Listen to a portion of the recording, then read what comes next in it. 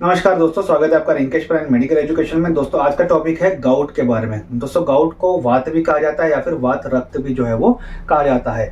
ये हमने commonly society में सुनने को मिलता है कि किसी को वात हो गया है। इसमें होता क्या है कि जो यूरिक एसिड है वो यूरिक एसिड हमारे बॉडी में ज़्यादा स्टोर होने की वजह से ही तकलीफ होती है। यूरिक एसिड जो है वो हमारे बॉडी नेचुरली ही फॉर्म करती है। कुछ प्यूरिन्स जो कैटेगरी ऑफ फूड रहती है उसमें से वो ब्रेक डाउन होता है, जब तब जाके वो यूरिक एसिड बनता है। और यूरिक एसिड क्या होता है कि ये किडनी के द्वारा नॉर्मल वे से फिल्टर हो जाता है, लेकिन किसी कारण के वजह अगर किडनी उसे फिल्टर नहीं कर पा रही है या फिर एक्सेस क्वांटिटी अगर यूरिक एसिड की हमारी बॉडी में जमा हो गई है तो इसके एक शार्प क्रिस्टल बन जाते हैं। और ये क्रिस्टल जो है वो हमारे हड्डियों के जो जॉइंट्स रहते हैं वहां पे जाके स्टोर होना शुरू हो जाते हैं।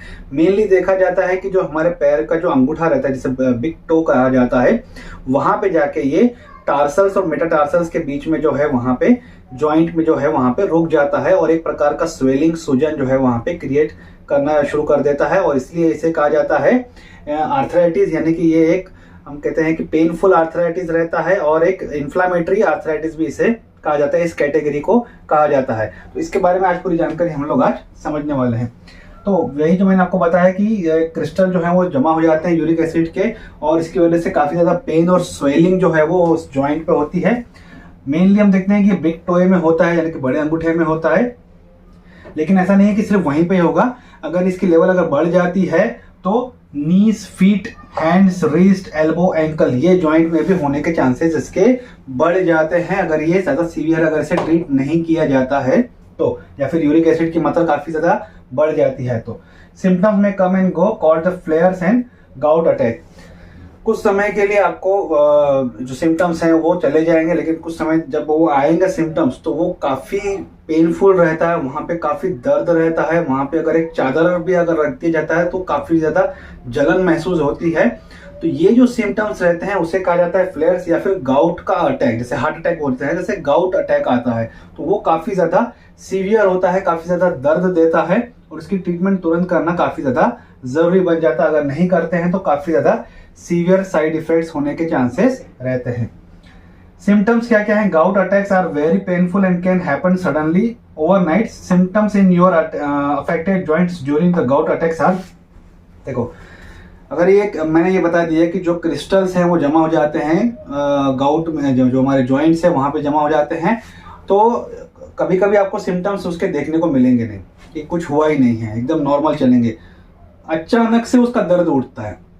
वो क्यों उठता है उसका एग्जैक्टली कॉज पता नहीं, पर वो दर्द जो है ना वो उसको अचानक होता है, इसलिए उसे गाउट अटैक कहा जाता है। और वो इतना पेनफुल रहता है कि वो असहनीय रहता है। उसके साथ साथ वहां पे दर्द तो होता ही है, स्वेलिंग तो होता ही है, इसके अलावा और क्या क्या महसूस होता है? इंटेंस पेन, इतना सीवियर पेन होता है, इतना सीवियर पेन होता है कि अनबियरेबल रहता है। डिस्कलरेशन, रेडनेस, वहां की स्किन जो है वो डिस्कलर हो जाएंगी, पेल व्हाइट हो जाएंगी या रेडनेस हो जाएंगी, थोड़ी ब्राउनिश भी हो सकती है, डिपेंड करता है कि वहां पे कितनी ज्यादा स्वेलिंग आ गई है। स्टिफनेस, यानी कि इतना कठोर हो जाता है वो जॉइंट जो है ना, इतना कठोर हो जाता है कि मूव नहीं हो पाता है, टच नहीं कर पाते हैं आप उसको। स्वेलिंग बढ़ जाती है। Tenderness, even to a light touch and bedsheet, तो इतना टेंडर हो जाता है, मतलब कोई चीज को ऐसे हाथ लगाओ, मुझे यहाँ पे अगर चोट लगी है मैं उससे ऐसे हाथ लगाता हूँ तो कैसे जलन महसूस होती है, तो उसको टेंडरनेस कहा जाता है। तो इसमें इतना टेंडरनेस, इतना ये हो जाता है कि अगर बेडशीट भी अगर रखी जाती है ना, एकदम लाइट टच भी जिसे हम लोग कहते हैं, बेडशीट जो अगर हल्की से हल्की रखी जाती है उससे भी दर्द होता है, उससे भी पेन होता है वहां पे। वार्मथ और feeling like joint is on the fire, इतना जलन महसूस होता है, ऐसा लगता है कि वो अंगूठा या फिर वो जॉइंट जो है वो वहां पे आग लग गई है, इतना जलन महसूस होती है, इतनी जलन, वो अनबियरेबल रहता है, काफी ज्यादा तकलीफ होती है उसमें। How long does the gout attack last? अब ये अटैक अगर आ गया, गाउट अटैक अगर आ गया तो कब तक रहेगा? यूजुअली लास्ट अ वीक और 2, हफ्ता भर रहेगा, 2 हफ्ता रहेगा, 15-20 दिन रह सकता है, ठीक है। Might have some flare that last longer than others. अब ये पर्सन टू पर्सन भी वेरी कर सकता है, किसी को हफ्ता भर रहेगा, किसी को 15 दिन रहेगा, किसी को 20 दिन रहेगा, तो ये पर्सन टू पर्सन वेरी कर सकता है। Some might cause the more severe symptom, किसी को काफी ज्यादा सिम्टम्स हो सकते हैं। ये पर्सन टू पर्सन सिम्टम्स जो है वो वेरी हो सकते हैं, किसी को ज्यादा ही तकलीफ होंगी क्योंकि यूरिक एसिड अगर वहां स्टोर हो गया है तो ज्यादा तकलीफ होगी। यूरिक एसिड की मात्रा नॉर्मल है तो नॉर्मल के आसपास दर्द जो है वो होता है। Might not experience any gout symptom, किसी को ज्यादा होगा। तो ये क्या होता है कि दो फ्लेयर्स अगर आते हैं तो might not experience any gout symptoms between the attacks. 2 attacks अगर आते हैं, मान लीजिए 15-20 दिन का एक अटैक आ गया, उसके बाद फिर 15-20 दिन रिलैक्स हो गया, फिर 15-20 दिन के बाद किसी को अटैक आ गया, तो बीच के जो ये जो 15-20 दिन है जो 2 अटैक्स के बीच में, उसमें आपको कोई सिम्टम महसूस नहीं होगा, ना आपको पेन होगा, ना आपको स्टिफनेस होगी, ना स्वेलिंग महसूस होगी, ना कोई जलन महसूस होगी, एकदम नॉर्मल लगेगा। अचानक रातों रात ये दर्द जो है वो उठ जाता है, उसके लिए भी कुछ मेडिकेशन जो है वो दी जाती हैं। कॉजेज क्या है? Uric acid forms by the body naturally during the breakdown of the purine rich food and drinks. तो देखो क्या होता है कि जो प्यूरिन रिच फूड रहता है, जैसे कि प्यूरिन एक प्रकार का डाइट रहता है, एक प्रकार खाने में जो आता है, तो उसके ब्रेकडाउन से यूरिक एसिड बनता है, जैसे कार्बोहाइड्रेट, प्रोटीन, फैट्स हम लोग कहते हैं, तो प्यूरिन्स रहते हैं उसे।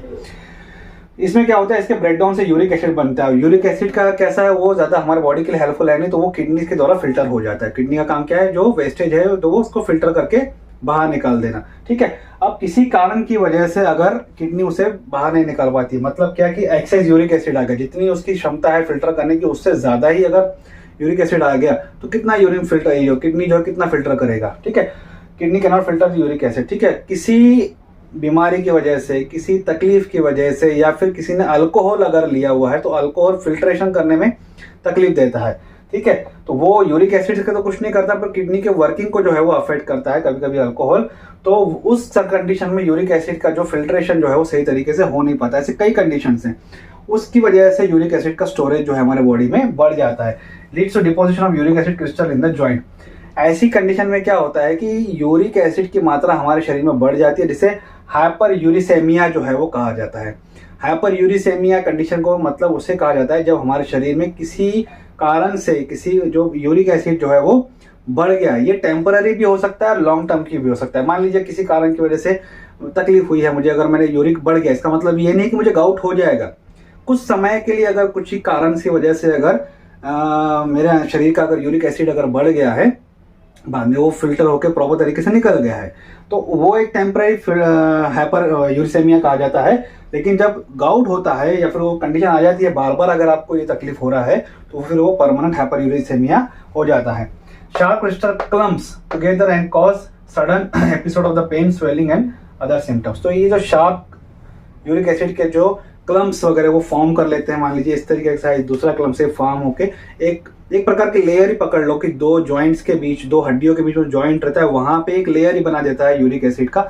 वो क्या करती है कि जो जॉइंट का जो काम रहता है, जो वहाँ पे जो सैनुअल फ्लूइड रहेगा, वहाँ पे लिगामेंट्स रहेंगे, जो डिस्क रहेगी जिसके बारे में हम लोग पहले समझ चुके हैं, उसके फंक्शनिंग को वो अफेक्ट करेगा और उसके कारण वहाँ पे इरिटेशन प्रोवाइड करेगा, वहाँ पे जलन महसूस करेगा। उस इरिटेशन को रोकने के लिए जो डिफेंस मैकेनिज्म है वो काम करेगा, वो ज़्यादा फ्लूइड वहाँ पे ज़्यादा सीक्रेट करेगा ताकि वो दर्द जो है कम हो सके, वो अपना काम करेगा। लेकिन वो फ्लूइड एक्सेस होने की वजह से और स्वेलिंग बढ़ जाती है और टेंडरनेस जो है वो बढ़ जाता है। इसके बारे में हम लोग पहले समझ चुके हैं कि किस तरीके से एक्सेस फ्लूइड होने की वजह से भी जॉइंट में तकलीफ होती है। तो पहले क्या होता है कि वो क्रिस्टल जमा हो जाते हैं, वो इरिटेशन प्रोवाइड करते हैं। उस इरिटेशन को रोकने के लिए फ्लूइड ज़्यादा रिलीज किया जाता है, साइनोवियल फ्लूइड हो गया, या फिर कुछ जो वहाँ पे जो एंटी इन्फ्लामेटरी जो एजेंट्स है, रिएजेंट्स जो काम करते हैं, वो आते हैं वहाँ पे, वो उसको रोकने की कोशिश करते हैं। उसकी वजह से और इन्फ्लामेशन बढ़ जाता है और तकलीफ जो बढ़ जाती है, इसकी वजह से वहाँ सूजन और टेंडरनेस बढ़ जाती है, ठीक है। तो ये मेनली क्या होता है जॉइंट में जब भी ये आर्थराइटिस होता है, वो उसी कारण की वजह से होता है, ठीक है। अब इसको मैंने आर्थराइटिस बोला, तो आर्थराइटिस मतलब ऑटो इम्यून डिसीज ही मान सकते हैं इसको कैटेगरी उसके अंदर ही आ जाती है। रिस्क फैक्टर क्या क्या है, ऐसे कौन से रिस्क फैक्टर हैं जो कि इसको ट्रिगर करते हैं? मेल और are more prone to as compare to female. तो मर्दों में इसकी संख्या ज्यादा है इस कंडीशन की एज कम्पेयर टू फीमेल, यानी औरतों में कंपैरिजन इसका देखा जाता है। ओवरवेट ओबेसिटी, ज्यादा अगर वेट है आपका, ओबेसिटी है, तो प्रेशर तो आएगा, साथ ही साथ वो तो दूसरे ऑर्गन्स का जो वर्किंग है वो सही तरीके से हो नहीं पाता है, जिसकी वजह से ये होने के चांसेस रहते हैं। डायबिटीज की वजह से है, कॉन्जेनाइटिव हार्ट फेल्यूर की वजह से, किडनी का कोई डिसीजेस है, ब्लड कैंसर है, हाइपरटेंशन है, तो ये कंडीशन जो है वो इसके रिस्क फैक्टर है, इसको ट्रिगर करती हैं गाउट होने के लिए। बायोलॉजिकल पेरेंट्स और ग्रैंड पेरेंट्स, कुछ और क्या ऐसे चीजें हैं जो कि हो सकती हैं या कि कारण बनती हैं? तो मेरे माता पिता को या मेरे दादा दादी को कभी अगर हुआ है तो वो बायोलॉजिकली वो ट्रांसफर होने का भी चांसेस रहता है। Eat lot of animal protein, कुछ लोग जो है वो ज़्यादा नॉनवेज खाना का पसंद करते हैं, ज़्यादा एनिमल प्रोटीन जो है वो खाना पसंद करते हैं, तो उनमें ज़्यादा देखने को मिल गया।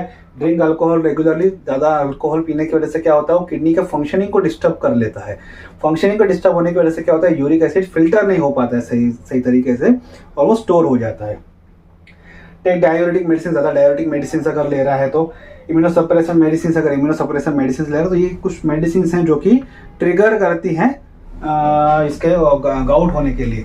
कुछ ऐसा फूड हैं जो कि ट्रिगर करते हैं, फिर जो रिस्पॉन्सिबल रहते हैं गाउट के लिए। एक तो है शुगर ड्रिंक एंड स्वीट, ज़्यादा मीठा खाने की वजह से या फिर शुगर ड्रिंक्स अगर आप ले रहे हैं तो उसकी वजह से। हाई फ्रुक्टोज कॉर्न सिरप, जाहिर सी बात है फ्रुक्टोज भी एक प्रकार का शुगर ही है, तो ये हाई मतलब इसमें जो शुगर की मात्रा, मतलब मिठास की मात्रा जो रहती है वो ज़्यादा रहती है फ्रुक्टोज में।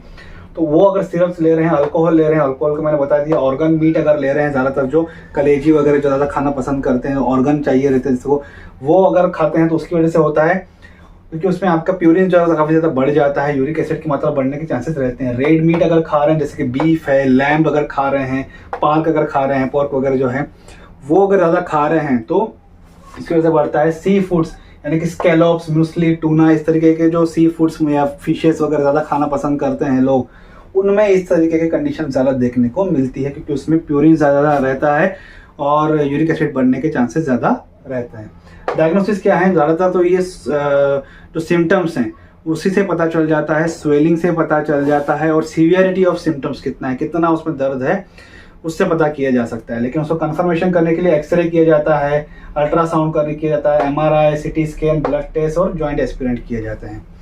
ब्लड टेस्ट में आपको यूरिक एसिड की मात्रा देखी जाती है कि कितना प्रतिशत है आपके शरीर में, और जॉइंट एक्सपीरियंस मतलब वहाँ पे इंजेक्शन डाल के वहाँ का जो फ्लूइड रहता है जिस जॉइंट में हुआ है वहाँ पे इंजेक्शन डाली जाती है जॉइंट में, वहाँ से फ्लूइड लिया जाता है, उसकी कुछ जांच की जाती है यहाँ पे कितनी सीवियरिटी इस फ्लूइड में यूरिक एसिड के क्रिस्टल जमा है और कितना सीवियरिटी ये जॉइंट में जो है इन्फेक्शन हो गया है, वो देखने के लिए किया जाता है। और आपसे एक बार काउंसलिंग भी की जाती है कि जब आपको दर्द होता है, इस तरीके के फ्लेयर्स आते हैं तो कितने समय तक रहते हैं, कितना दर्द होता है, क्या क्या महसूस होता है, वो आपसे पूछा जाता है ताकि उस हिसाब से फिर आपकी ट्रीटमेंट जो है वो डिसाइड की जाती है। अगर बेसिक है तो कुछ आपको एनएसएड्स या स्टेरॉइड्स वगैरह दिए जाते हैं ताकि थोड़ा सा दर्द आपका कम हो सके। कॉल्चिसाइन या फिर कॉल्चिसिन जो रहते हैं, इस तरीके की कैटेगरी ऑफ ड्रग है जो कि अगर आपको गाउट अटैक आया है तो तब काफ़ी ज़्यादा दर्द होता है जो कि सहन नहीं होता है, तो 24 घंटे के अंदर आपको ये दवाई लेनी पड़ती है ताकि वो गाउट अटैक का जो सीवियरिटी है वो रिड्यूस हो जाता है, तो वो दर्द जो है वो कम कर लेता है उसको। Medicine that reduce the uric acid level, ऐसी मेडिसिन आपको दी जाती है जो कि यूरिक एसिड की मात्रा जो है वो कम करने दी जाती है। मैंने वहाँ पे दवाइयाँ लिखी नहीं है क्योंकि मैं am not the person who can guide you properly about the medication, क्योंकि मुझे आपका कोई हेल्थ की पूरी जानकारी है नहीं। कई लोग बोलते हैं कि आप पूरा मेडिकेशन या ट्रीटमेंट की जानकारी दो, तो मैं बिल्कुल नहीं देता हूँ डिटेल में, क्योंकि आपके 2 मैसेजेस से मैं आपको कोई ट्रीटमेंट सजेस्ट नहीं कर सकता हूँ। आपको और भी कोई हेल्थ चैलेंजेस है, आपके क्या स्किन में प्रॉब्लम है, क्या दूसरी तकलीफें हैं, वो मुझे नहीं पता है, तो एक मैसेज पे मैं आपको ट्रीटमेंट सजेस्ट नहीं कर सकता हूँ और ना ही मैं यहाँ पे कोई डिटेल ट्रीटमेंट सजेस्ट करता हूँ। मैं एक कैटेगरी ऑफ ट्रीटमेंट्स यहाँ पे रिकमेंड करता हूँ कि कौन सी कैटेगरी ऑफ ट्रीटमेंट जो है वो दी जाती हैं, और मेरा हमेशा ये मानना है कि डॉक्टर स्पेशलिस्ट जो हैं वही बंदे सही हैं सही ट्रीटमेंट के लिए, ना कि हम जैसे लोगों से जो यूट्यूब पे या फिर सोशल प्लेटफॉर्म पे आपको कोई ट्रीटमेंट समझाते हैं उनसे बिल्कुल ना लीजिए। हाँ, कैटेगरी ऑफ ट्रीटमेंट अगर समझा रहे हैं कि देखो इस तरीके से ट्रीटमेंट दी जाती है, इस ट्रीटमेंट में ऐसा ऐसा हो सकता है, तो वो ठीक है। अदरवाइज खुद होके हम लोग ट्रीटमेंट लेना बिल्कुल बंद करें। ये अगर कोई दे भी रहा है तो मेरा रिकमेंडेशन है कि इस तरीके से ना करें। लो प्यूरिन डाइट, तो जो प्यूरिन कम कर सकते हैं, जो प्यूरिन रिच फूड रहते हैं वो आपको कम करने के लिए कहे जाते हैं। वो आपसे पूछे जाते हैं कि आप क्या क्या खाते हो, फिर वो आपको रिड्यूस करने के लिए कहे जाते हैं।